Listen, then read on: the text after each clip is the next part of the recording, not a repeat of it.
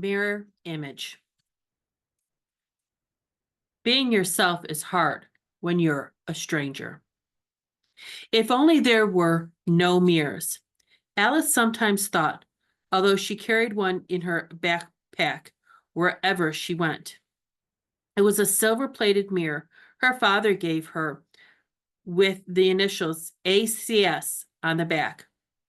Just you, Alice, she would say to herself, looking the way you've always looked. Then she'd pull out the mirror. The surprise and disbelief at seeing the reflection was a joke she played on herself over and over. It was disquieting, however, to come upon a mirror without warning. She would say, "Excuse me," to her own reflection. In shop windows, mirrors in unexpected places would make her start and lose her nerve. She avoided the girls' bathroom altogether. Alice took to wearing sunglasses all the time to remind herself to keep something constantly in front of her eyes that would remind her that she looked different. Her teachers let her wear them. Maybe the word had come down from the top that she wouldn't be hassled for a while.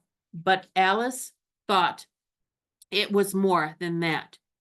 She thought they were all a little afraid of her. Of course, her mind learned to ignore the glasses. The human mind is incredibly adaptable. Her mother was always telling her that. "Do you think I move differently?" she asked her twin, Jenny, once identical. "Look how my feet kind of roll when I walk, and my hips feel totally different." Alice walked across the bedroom like a fashion model, wearing nothing but a black bikini underwear. "Actually, as bodies go, this one is a lot better. I mean, check it out." Alice grabbed a chunk of her thighs. "No cellulite." Jenny watched from inside her own body. "You look okay before." "Sorry, I didn't mean it. You're pretty. I can see that now. But I never used to think that I was. You know, my old body used to weigh much less than this body weighs, but I still wouldn't have been able to walk around naked in it. No one has ever told me that this body is ugly. For all I know, it's never had zits. I've had haven't had one yet. I feel like I could do anything in this body. Hey, did I show you I can almost touch my foot to the back of my head?" Alice had to relearn how to move in the hospital and to speak.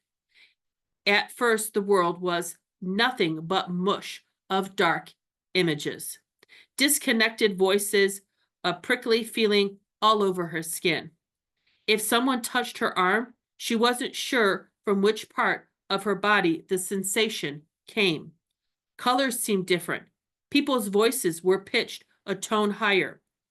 When she tried to speak, she bit her tongue, which seemed enormous in her mouth and tasted funny.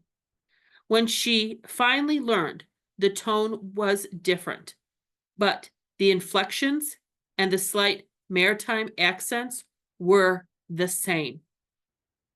She had an accident, they said, but long before the psychiatrist told her, she knew.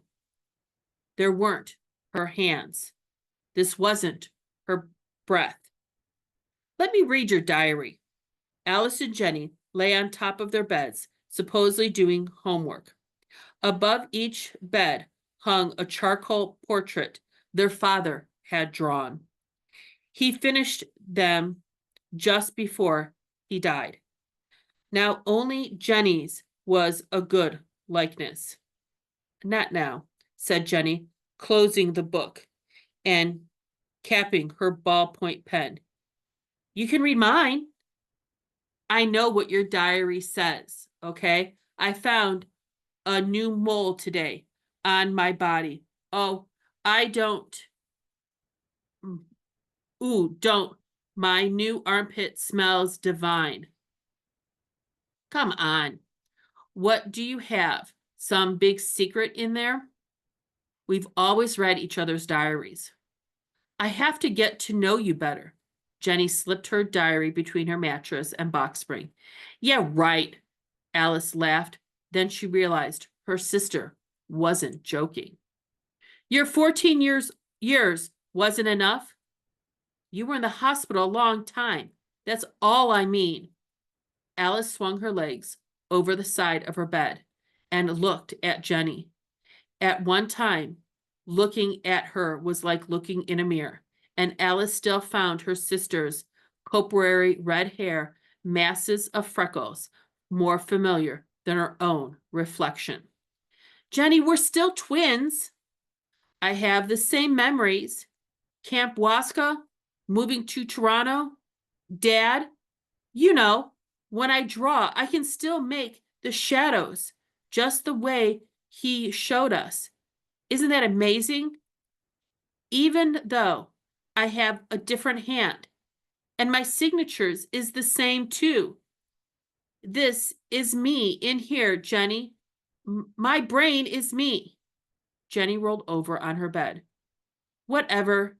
You still can't read it.